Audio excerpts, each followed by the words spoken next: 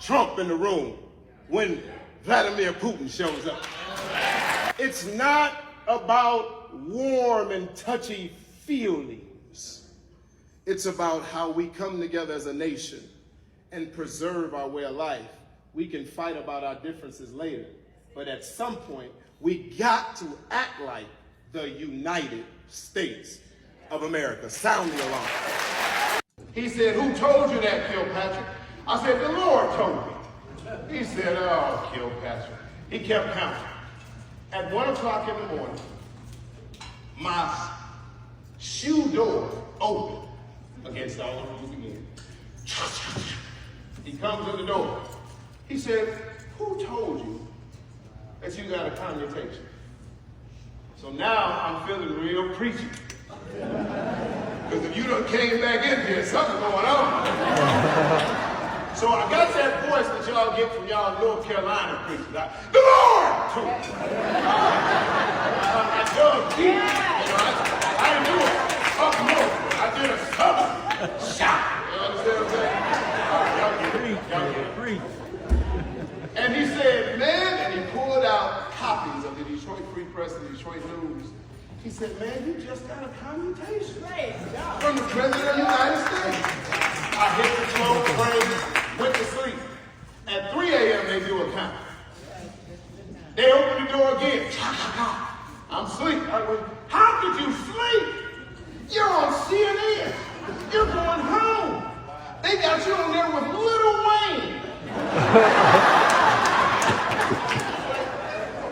I'm out there with Lil. You got to explain it. See, when you're in the shoe, you don't even know what's going on out. You got to give me more details than that. I don't need to be on there with Lil Wayne. I'm trying to go home. Disagree with people who say that Donald Trump is not a racist. I just don't believe that the man is a racist. This is just my personal belief because I have a personal relationship with Donald J. Trump, okay? If any of us do our research, we know that Donald Trump wasn't accused of being a racist prior to his run for office. Donald Trump was at the Michael Jackson trial with him every single day. I mean, Donald Trump ran with some of everybody, Diddy, 50 Cent. He's on the Wu-Tang Clan album. This is the same Donald Trump that when Jennifer Hudson's family was murdered, he put her up for 6 months, in Trump Tower. This is the same Trump that sent his private jet, all the way over to get Nelson Mandela when he was released from prison. This is the same Trump that gave me a full and unconditional pardon, pardon Kwame Kilpatrick, released 3,100 people from prison, in one day, July 19, 2019. I mean, if that's the type of racism we have to deal with, I'll take it, What's going on, everybody? Appreciate you guys pulling up today. We got to check out this clip here. This is former Democratic mayor of Detroit City up in Michigan, Kwame Kilpatrick. He's sitting down with Pastor John Amanchukwu, and he's telling Pastor, what his experience was and what he was going through while he was in prison. I think a lot of you guys know, I think he was facing, I think he was sentenced to 25 to 30 years or something crazy like that. It was an exorbitant amount of time, but the president commuted a sentence, and he is able to walk free today. He's preaching the word. And he has since, denounced the fraternity that he was in, and he's just out here trying to share the good news and share the word. And he's sitting down, just speaking on, his situation when he was in prison and, how the president, came through for him. So hit the like button, share the video, subscribe to the channel. I'm gonna let this thing play in and I'll give my commentary towards the end. But let's get into it. All of the hundreds of thousands of people incarcerated. Yeah. Looking at life sentences. Yes. Hard time. Yes. You're looking at 28 years. Yes. God singles you and out. Turns President Donald J. Trump's heart towards me. And I'm like, whoa. I never met him. I never shook his hand. When I finally got a chance to meet him, man, I told him, thank you. I told him I got a new life, a new ministry, a new wife. And, he was just, for him, right. It was a no-brainer, he said. It was just too much. And I was just like, wow, that kind of power. A Republican. A Republican. Supposedly racist president. And listen. Doing this for a Democrat mayor. Yeah, and they had all kind of excuses. President Obama, I've known him. He knows exactly who I am. We've done fundraisers. We've sat down and eaten. We've hung out. Right. We were both in the Democratic Party in our state offices. He was in the Senate in the state of Illinois. I was in the state house in Michigan. We communed in. We I spoke in Chicago. He came over. For him not to do it, people made it all kind of, oh, he can't do it. The press is going to say certain things. And I saw one day when he when he got a commutation for a transgender Army guy who had 7 years on a 28-year sentence.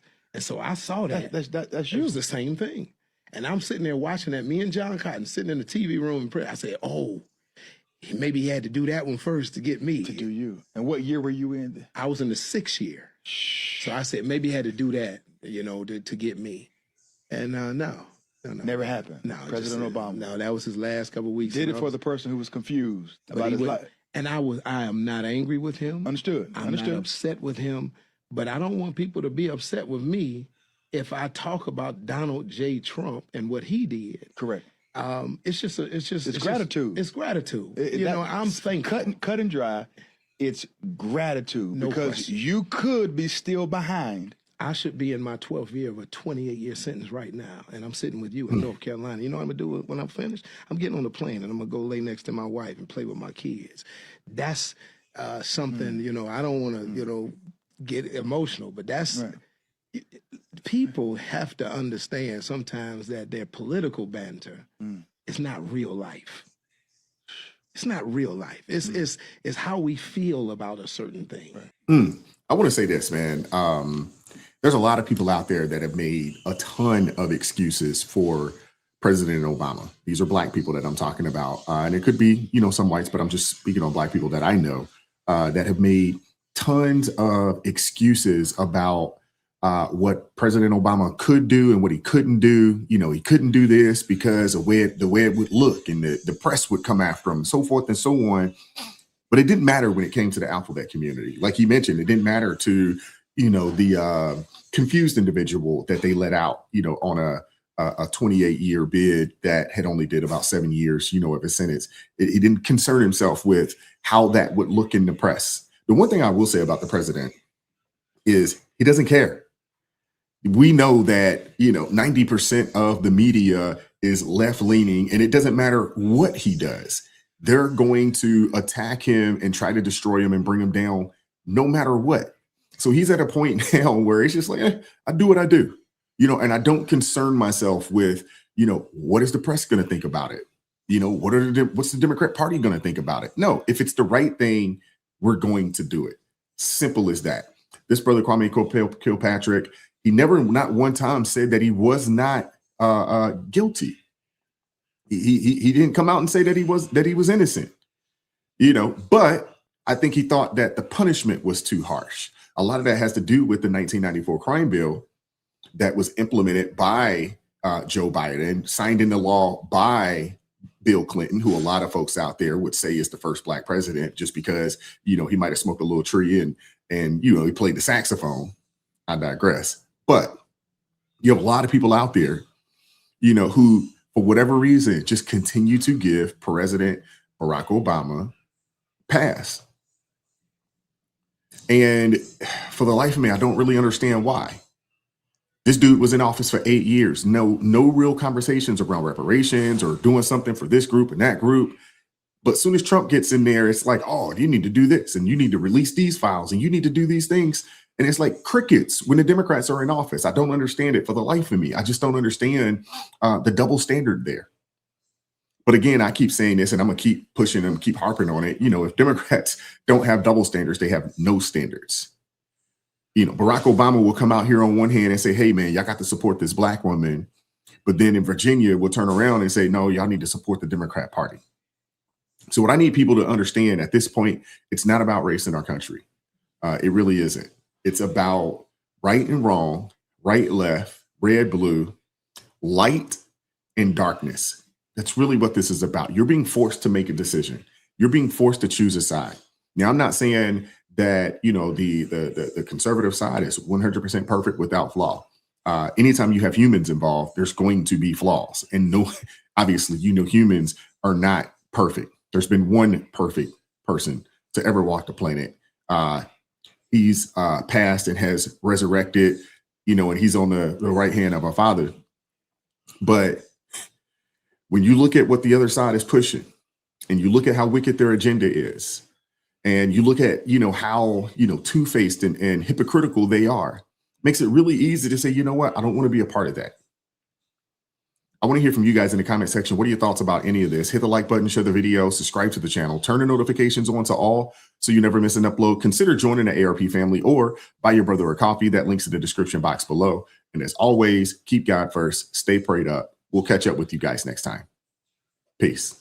It is God who arms me with strength. Yeah, I'm battle ready. He trains my hands for battle. My heart stays steady. But thanks be to God, he gives us the victory. Through my Lord Jesus Christ, fear can't live in me. I was down to the dirt, red clay on my shoes, old pain in my shirt, oh so bruised. Then the Lord hit my chest, kicked death from my breath, put power in my step.